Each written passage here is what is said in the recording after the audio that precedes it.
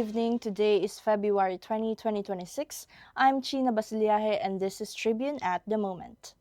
President Ferdinand Marcos Jr. is dismissing talk of a possible 2028 alliance with former Vice President Leni Robredo, calling such speculation untimely.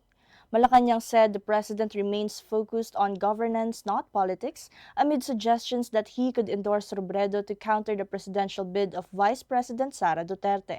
The palace also downplayed political meaning behind Marcos' scheduled visit to Naga City, which is Robredo's political bailiwick. They stated that the said visit is only for the inspection of flood control efforts under Oplan Contrabaha at Sagop Creek.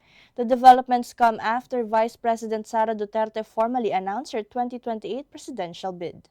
For more news and updates, subscribe to Daily Tribune's print edition, visit tribune.net.ph or follow our social media accounts.